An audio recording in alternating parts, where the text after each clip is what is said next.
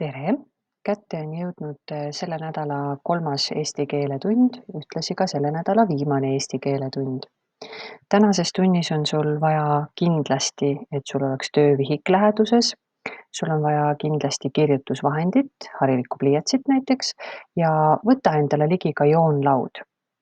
Igaks juhuks võib sul olla läheduses ka õpik.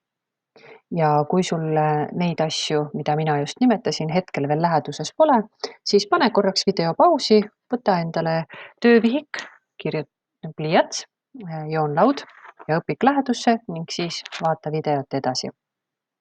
Esimese asjana kontrollime me üle eelmise eesti keele tunni lõpus sulle antud iseseisva harjutuse.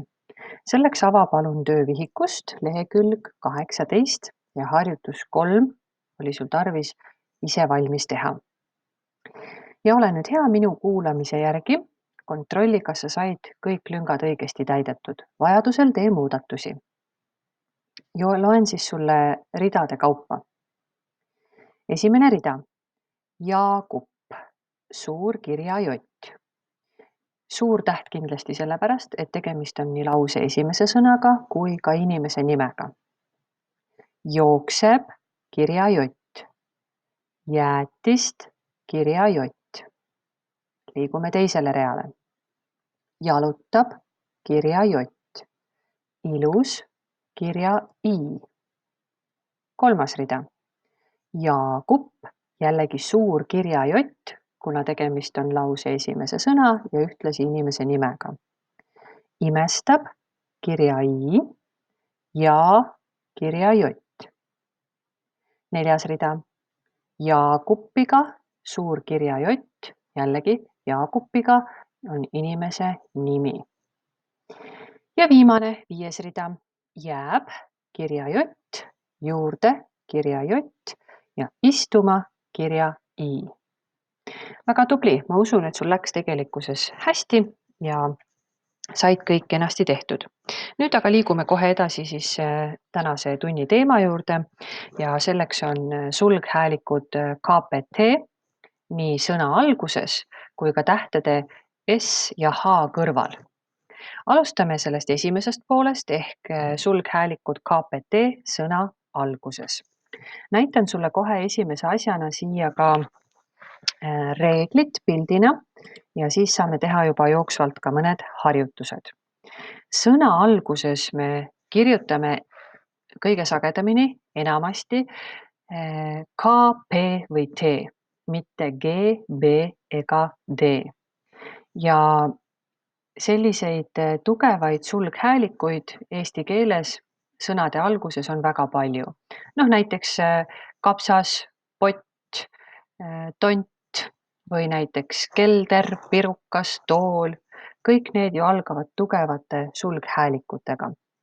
Kui me korraks tuletame meelde hääliku pikkusi, siis KPT on ju pikad sulghäälikud. GBD on lühikesed sulghäälikud. Ja kui meil on ülipikad sulghäälikud, siis on tugevat tähte kahekordselt ehk 2 K-d, 2 P-d või 2 T-d.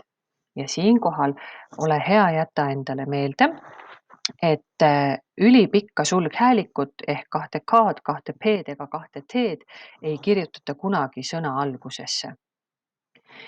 Mõnikord kasutatakse lühikest sulghäälikut ehk seda nõrka häälikut, G-d, P-d või D-d ka sõna alguses, aga seda siis ikkagi enamasti võõrsõnade alguses.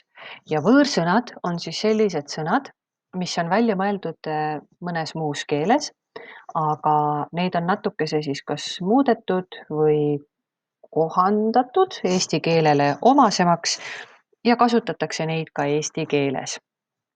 Toon sulle siinkohal ka mõned sellised näited, et G-tähega algab selline sõna nagu gloobus. B-tähega algab selline sõna nagu banaan. D-tähega algab selline sõna nagu diivan. Sellest me teiega sügisperioodil rääkisime ka tegelikult, et see on rohkem selline meeldetuletamise osa, et võõrsõnade ehk et võõrastest keeltest eesti keelde kasutusse võetud sõnade algusesse me kirjutame sulghääliku nõrgal kujul G, B või D, aga kui me räägime päris eestipärastest sõnadest, siis enamasti, kui sa kahtled, pigem pane see tugev sulghäälik KPT sõna algusesse, on palju kindlam, et sa ei eksi. Nüüd ekraanilt saan ma sulle näidata ka 2 harjutust, üks nendest on sul tegelikult olemas ka õpikus leheküljel 37, kus on palutud vaadata ja öelda, mis on pildi peal ja leida need sõnad, mis algavad K, P või T tähega. No neid sõnu siin mõningaid on. Toon sulle mõne näite siis ka. Mina näen pildil konna. Keegi on maha visanud pudeli. Konn istub kivi peal. Teisel pool jõge on kellegi telk. Taevas paistab päike. Päikesele lähenevad ka mõned pilved. Pildil on palju puid. Keegi on lisaks pudelile maha visanud ka purgi ja pudelikorgi. Pudeli ja kivi vahel lebab maas ka taskurätik. Loodan, et sa nüüd juba märkasid, kui palju ma sõnade alguses kasutasin tugevat sulghäälikut K, P, T. Ja selleks, et seda teemat kohe harjutada, ole hea, võta endale kõrvale töövihik, ava see leheküljelt 21 ja teeme koos ära harjutuse number 1. Mina liigun senikaua juba siin järgmise vajamineva asjani, et mina oma tööjärge ei kaotaks. Ja siis saamegi hakata tegema. Panen sulle siit ette reegli. Sõna alguses on tavaliselt KPT, mitte GBD. Nii, las olla praegu see reegel sul ees. Aga nüüd harjutus 1 leheküljel 21 töövihikust ilmselt on sul juba avatud, kirjutusvahend valmis ja sa pead kirjutama sõna algusesse siis K, P või T ehk tugeva sulghääliku ja saadki teada, milliseid loomi võib Eestimaa looduses kohata ja samal ajal püüa siis pilt sõnaga joone abil ühendada ka, kui sa mind kuulad ja kirjutad. Esimene sõna on konn. Siia sobiks ka näiteks sõna tonn, aga kuna me peame piltidega ühendama, siis piltide pealt me tonni ei näe, näeme aga konna. Nii et palun kirjuta väike kirja K. Me kirjutame siia väikesed tähed, kuna siin on loetelu ja siis me ei alusta suure algustähega. Nii et väike kirja K kirjuta konn. Tuleme tulbas ülevalt alla. Teine sõna on tihane. Tihane on vihane, jah? Palun kirjuta sinna siis väike kirja T. Väike kirja T, tugev täht. Kolmas sõna on pääsuke. Pääsuke. Sinna läheb väike kirja P. Neljas sõna selles tulbas on kärbes. Kärbes. Sinna läheb väike kirja K. Ja vaata, sõnas kärbes on sul ka kaashääliku ühend RB. Sõna kärbes on selline sõna, mille puhul väga tihti eksitakse, kui seda sõna hakatakse käänama, pöörama, selle sõnaga tööd tegema nii-öelda. Me koolis ka sellest rääkisime. Väga tihti inimesed kirjutavad, et püüdsin kärbse kinni, sa kuuled nagu tugevat P-d seal, kärbse.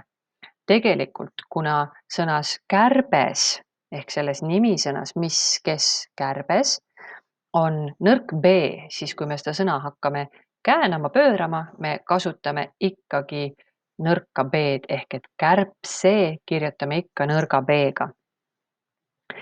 Edasi selle esimese tulba viimane sõna on kuldnokk. Jälle väike kirja K. Siin juhin nüüd 2 asjale sinu tähelepanu.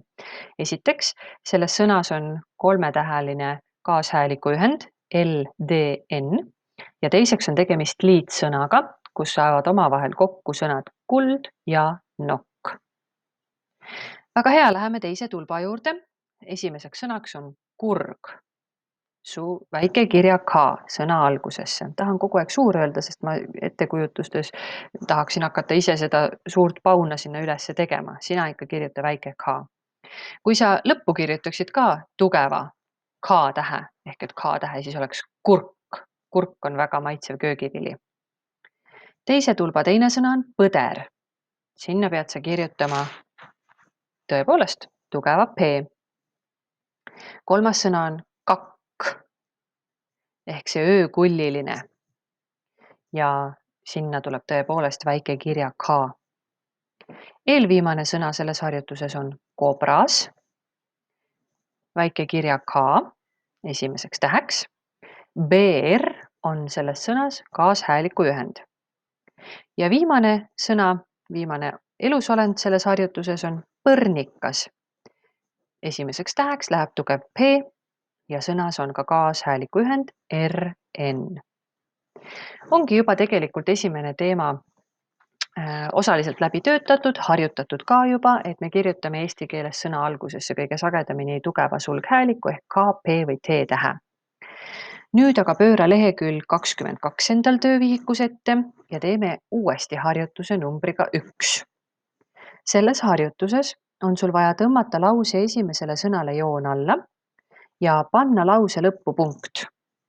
Mina võtan endal nüüd lahti ekraani pealt eraldi lehe, et ma saaksin sinuga kaasa töötama hakata. Teen omal teksti natukese suuremaks, sina saad siis lihtsalt kontrollida. Ma loen sulle esimesel real olevad sõnad ja siis me vaatame koos, arutame koos läbi. Sina võid juba tõmmata lausete esimestele sõnadele jooned alla ja panna punktid ka paika, aga oluline on see, et me koos üle ka kontrolliksime. Mina hakkan esimest rida sulle sõnadena lugema ja samal ajal siis püüan endale kirjutada ka. Toonekure pesa on kõrgel posti otsas kurgedel. Nii, kirjutasin 2 sõna ilma vaheta. Teen natukese väiksemaks, siis ei tee. Las ta olla minul mitme rea peal. Nii, need on esimese rea sõnad. Nüüd, kuna sa näed, et esimesel lausel on kohe alguses ju esimene sõna toonekure, siis sellest sa saad kindel olla, et see ongi lause esimene sõna. Tõmbad joon lauaga ilusa sirge joone talle alla.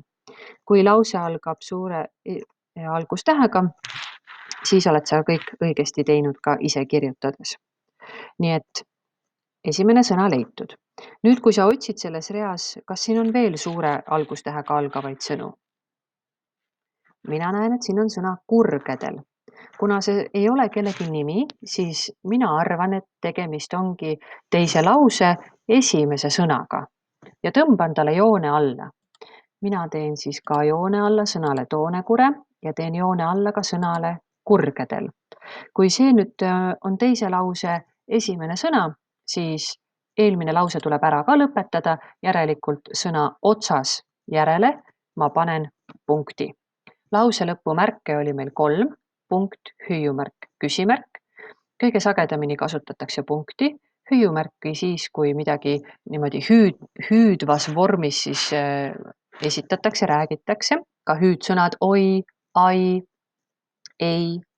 Nende lõpus kasutatakse hüüumärki ja küsimärk loomulikult siis küsimuse lõpus. Nüüd läheb teine rida edasi sõnadega. On 2 poega, kured püüavad heinamaal konni. Kas selles reas näed sa kuskil suure algustähega algavat sõna? Mina näen ja näen, et see sõna on kured. Ja jällegi nii nagu eelmises reas, kuna see sõna algab suure algustähega, siis mina arvan, et ta on lause esimene sõna ja ma teen talle joone alla. Ühtlasi aga tähendab see ju ka seda, et eelmine lause pidi ära lõppema ja eelmise lause viimane sõna oli poega ja sinna lõppu panen mina punkti. Pane sina ka. Nüüd läheb edasi 3. rida ja seal on siis kirjas, et Elo on konnade pärast mures, tal on konnadest ja see rida lõpeb ära. Selles reas näen mina lausa 2 kohas suure algustähega algavat sõna. Esimene nendest on elo ja kuna see algab suure tähega, siis ma arvan, et tegemist on lause esimese sõnaga. Ma tean tegelikult ka seda, et see on inimese nimi, aga igal juhul tõmban talle praegu joone alla. Teine sõna on siis tall, mis algab samuti suure algustähega ja muud põhjust selle sõna puhul kindlasti ei saa olla suure algustähega kirjutamiseks kui see, et ta on uue lause esimene sõna. Nii et tõmban sellele ka joone alla. Nüüd on vaja punktid paika panna. Esimene sõna, millele selles reas joone alla tõmbasime, oli elo. Järelikult võiks arvata, et eelmine lause lõppes ja sinna sõna konni järele tulebki siis panna lause lõpumärk ehk punkt. Nüüd võtan teise sõna, millele ma joone alla tõmbasin ja selleks on tal ehk temal. Samamoodi, kuna see võiks olla uue lause esimene sõna, siis eelmine lause tuleb ära lõpetada. Eelmise lause viimaseks sõnaks oli mures sellisel juhul ja panen talle järele punkti. Ja nüüd võtan ette viimase rea, kus on sõnad kahju, isa, lohutab, elot. Nii. Selles reas on sul 2 sõna, mis algavad suure algustähega. Üks nendest on isa. Minul siin trükkides see kirja i näeb hoopis teistsugune välja, kui ta on siin töövihikus ja kui ta sinul kirjutades on. Et ära lase ennast sellest segada. Igal juhul tõmban sellele sõnale joone alla. Teine sõna, millele ma tahaksin hirmsasti joone alla tõmmata selles lauses on see elot. Aga ma sellega natukese veel ootan, kuna ma ennem juba lausetest lugesin, et elo on kellegi nimi ja kuna rohkem sõnu ei järgne, siis äkki siin kasutatakse seda sõna ikkagi nimena, mitte uue lause esimese sõnana. Aga sõna isa ette tuleks ikkagi lause lõpumärk ju panna. Nii et sõna kahju järele panen punkti, lõpetan eelneva lause ära. Nüüd ma loen selle teksti korraks läbi ja vaatan, kas sõnaga elot lõppebki viimane lause ära või on kuskil midagi valesti läinud. Juhul, kui ta lõppeb sõnaga elot, see viimane lause, siis panen sinna ka lause lõpumärgi ehk punkti ilusti. Toonekure pesa on kõrgel posti otsas. Kurgedel on 2 poega. Kured püüavad heinamaal konni. Elo on konnade pärast mures. Tal on konnadest kahju. Isa lohutab elot. No mulle tundus, et lause siin ikkagi lõppes ja joont alla sõnale elot ei ole vaja siis tõmmata, kuna ei ole tegemist lause esimese sõnaga, vaid inimese nimega. Aga punkti panen talle sappa ikkagi. No kui mitmele sõnale siis joon alla tuli tõmmata, loe kokku. Mina sain kokku 6 sõnale. Nii et siis peaks olema 6 lauset. Loeme, kas on 1 lause, teine lause, 3. lause, 4. lause, 5. lause ja tuligi kokku 6 lauset. Väga hea. No nii, selle harjutusega saime siis kenasti ühele poole. Üks asi, millele ma veel sinu tähelepanu juhin, sa võid julgelt oma töövihikusse praegu vaadata, ongi see, et kui sa vaatad, kuhu sa oled nüüd pannud punkti ja kus siis algab järgmine lause uue sõnaga, siis vaata, sinna vahele on jäetud ka natukese suuremad sellised augud, tühi ruum. Kui sa mõnikord kahtled endas, et kas on ikka vaja see punkt eelmise lause lõppu panna ja kas see ikka on uue lause algus, siis selliste harjutuste puhul need suuremad vahed 2 sõna vahel annavad ka natukese sulle vihje, et seal võiks lause lõppeda. Nii, olemegi nüüd läbi arutanud, üle korranud selle teema, et kui sõna algab eesti keeles, siis enamasti sulghäälikutest kirjutame sinna algusesse tugeva sulghääliku ehk hääliku pikkuselt on see pikk häälik ja nendeks tähtedeks on siis K, P ja T, mitte G, B või D.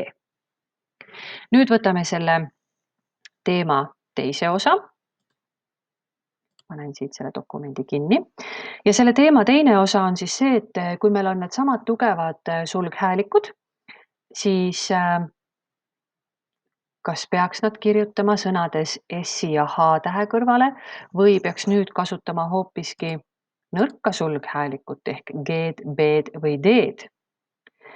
Õpikus on sul leheküljel 42 ja 43, needsamad asjad, mida sa näed ka ekraani peal, et kui sa tahad õpikust täpsemalt uurida, siis sa võid seda teha.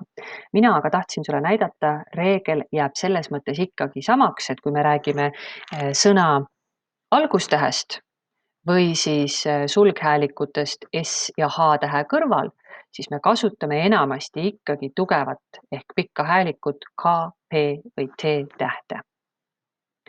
Ja siin on nii selline vahva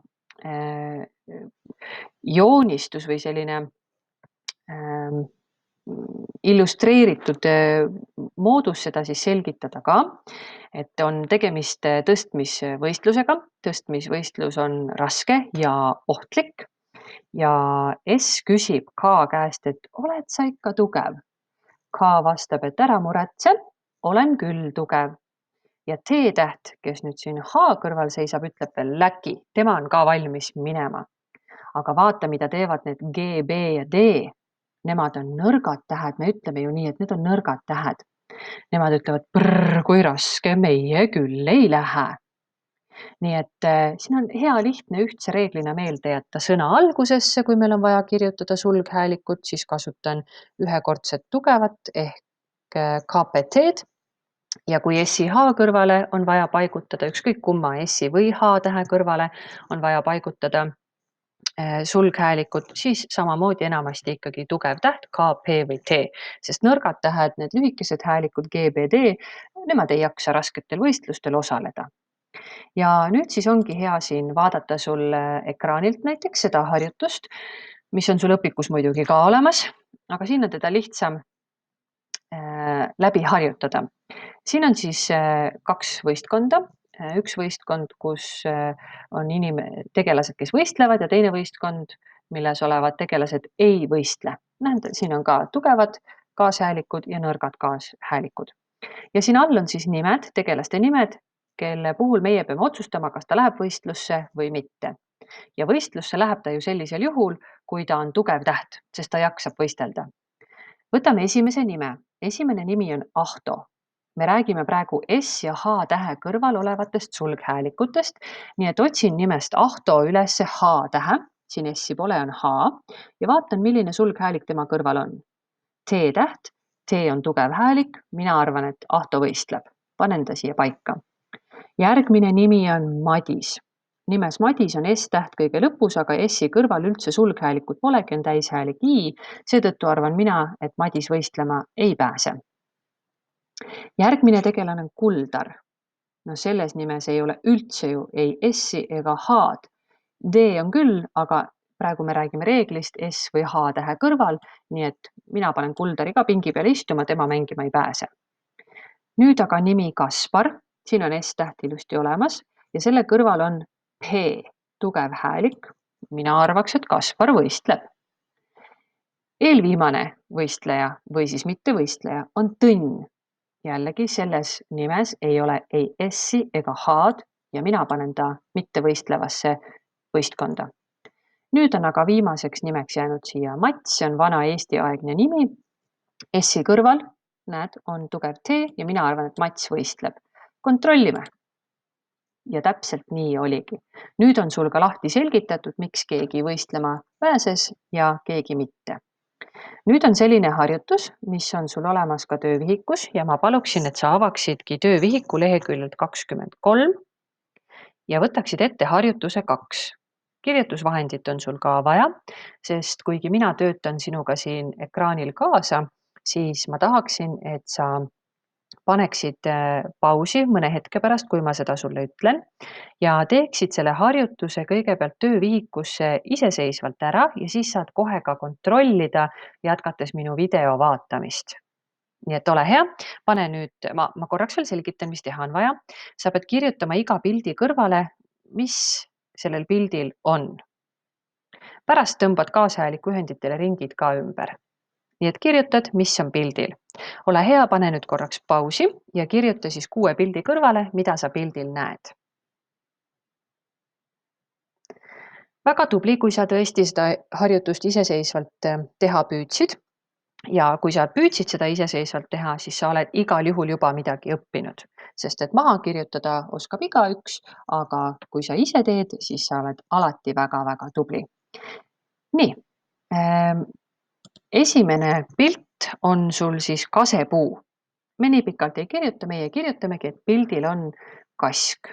See harjutus on sul siin küll ilusti nähtav ka, aga mina võtan ette jälle eraldi lehe, sest siin on mul parem sulle näidata.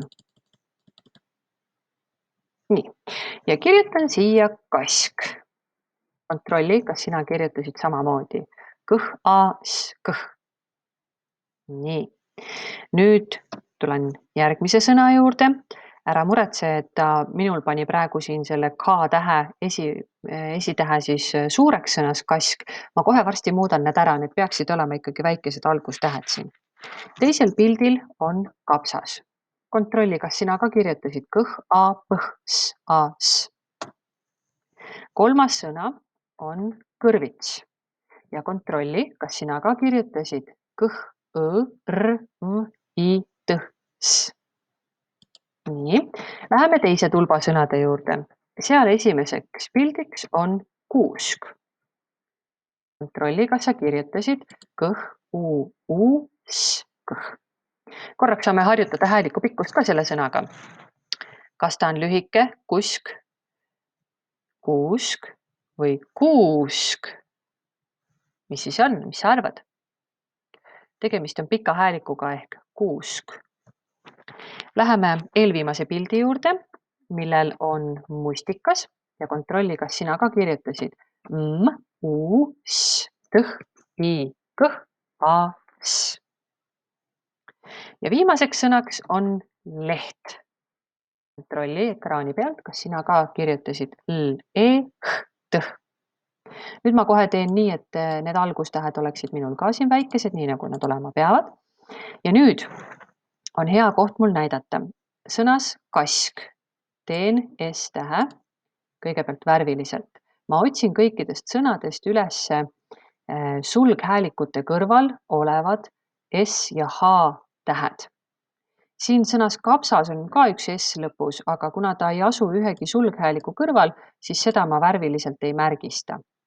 Sõnas kõrvits on sulghääliku kõrval S täitsa olemas. Sõnas kuusk on S sulghääliku kõrval olemas. Sõnas mustikas on S küll kahel korral, aga kõige viimane täht S ei ole jällegi sulghääliku, vaid täishääliku kõrval, nii nagu sõnas kapsaski, ja siis ma seda S-i ära ei märgi. Ja viimases sõnas leht on meil üldsegi H-täht ja selle teen ka kollaseks. Nii on sul niimoodi hea peale vaadata, sa kohe näed, et me tegeleme reegliga S-i ja H-tähe kõrval sulghäälik ja milline sulghäälik peab seal käima. Ja nüüd saan siis võtta kask, näed, on ilusasti tugev häälik, eks ole. Teen talle näiteks joone alla. Siis võtan sõna kapsas S-tähe kõrval on tugev häälik. Teen talle joone alla. Nüüd võtan sõnas kõrvits. S-tähe kõrval on tugev häälik, tugev T. Teen talle ka joone alla. Sõnas kuusk. S-i kõrval tugev häälik. Teen talle joone alla. Sõnas mustikas. S-i kõrval tugev sulghäälik T. Jälle joon alla. Ja sõnas leht. H kõrval tugev sulghäälik ehk T. Teen talle joone alla. Ja nüüd ole hea, võta endal pliiats ja oma töövihikus, tõmba kaashääliku ühendile ka ring ümber. Mina teen kaashääliku ühendid viltuseks oma tekstis praegu. Ja tumedaks ka, siis ta paistab hästi välja. S ja K kaashääliku ühend, sõnas kask. Sõnas kapsas, P ja S väga õige kaashääliku ühend. Sõnas kõrvits on nüüd lausa kaks kaashääliku ühendit. Kõigepealt see S-i kõrval olev T ja S, nemad kokku siis moodustavad kaashääliku ühendi, aga on ka R ja V sõna keskel, nii et ka need märgistan ära. Sõnas kuusk on siis kaashääliku ühend S ja K. Sõnas mustikas kaashääliku ühend S ja T, sest meil on kaks erinevat kaashäälikut kõrvuti, siis tekib ju ühend. Ja sõnas leht on H ja T kaashääliku ühendiks ning märgistan ka selle. Sina pidid ringi ümber tõmbama. Nii, ja nüüd ongi see koht, kus me saame selle teema kokku võtta, üle korrata ja ütlen sulle ka, milliseid harjutusi sa koduseks harjutamiseks veel teha saad. Meeldejätmiseks on siis see, et kui me räägime sulghäälikutest kas sõna alguses või S või H tähe kõrval, siis me kasutame enamasti tugevat sulghäälikut K-d, P-d või T-d. Hääliku pikkuselt on tegemist siis veel kord ütlen pika häälikuga. GBD on sõna alguses kasutusel siis, kui me kirjutame võõrsõnu, näiteks gorilla, näiteks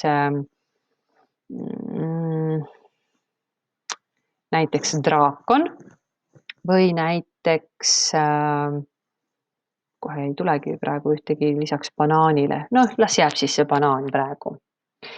Nii, ja teine osa sellest oli siis see, et S-H kõrval ikkagi tugev sulghäälik, samamoodi K või P või T. Nõrk sulghäälik ei sobi S ega H kõrvale ja üks asi siis veel, mida alguses mainisin, et ülipikka sulghäälikut, topelttähte, 2 K-d, 2 P-d ega 2 T-d, S ega H kõrvale ega ka sõna algusesse tegelikult ei kirjutata. Ma usun, et see teema on sinu jaoks tegelikkuses arusaadav. Nüüd me oleme töövihikuga natukene juba tunnis ka harjutanud, aga sellegipoolest palun, et sa teeksid iseseisvalt ka mõned harjutused. Esimene nendest on siis KPT sõna alguses ja Learning Appsi rakenduses või leheküljel saad sa siis seda teha, kirjutades sõna algusesse kas K, P või T. Ainult üks täht iga sõna algusesse, nii et tegelikult see ei nõua sinult ju palju. Siin on nüüd, miks ma tahtsin seda korraks sulle näidata, on sellepärast, et siin on mitu varianti. Ma saan siia kirjutada nii K-tähe, et tekiks sõna kiri, kui ka saan kirjutada T-tähe, et tekiks sõna tiri, näiteks tiri juba kiiremini seda kelku. Sama on ka näiteks teise sõnaga, kuhu ma saan kirjutada algustäheks nii peegel kui ka keegel, mis on üks sportlik mäng. Siin on elk ette vaja panna kas K, P või T, ja siia ilmselt midagi muud kui K ei sobi. Kui sa oled, kindlasti liigu ka allapoole, sest neid sõnu on siin allpool ka veel.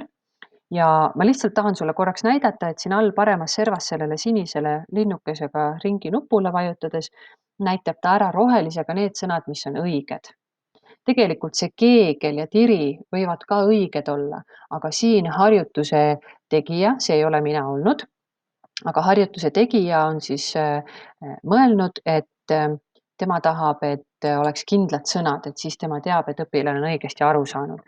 Nüüd, kui ma panen ikkagi siia selle peegel ja kiri ja siis kontrollin, siis ma näen, et need on õiged. Kui sina tead, et on olemas ka sõna tiri ja keegel, aga ta näitab neid punastena, siis sa ei pea endast kahtlema hakkama, need sõnad tegelikult sobivad ka. Kui sulle aga tundub, et sa paned siia näiteks tekk, pekk, mõlemad ju tegelikult võivad sobida, aga siia näiteks kasku, tasku, pasku, kas kasku tähendab midagi, et kui sa selles kindel ei ole, siis pigem proovi mõnda ülejäänud 3 sulghäälikust, eks ole. Nii et selle harjutusega saad sa ka kindlasti hakkama. Siis on harjutus jällegi see sõna algusesse KPT lisamine, jälle selline mõnus mänguline harjutus. On siis vaja lohistada sõna õige pildi peale. Sõnu on siin päris mitu. Kui sa mõnda sõna ei tea, siis sa saad noolest liikuda paremale poole ja selle sõna, mis on raske, alguses vahele jätta.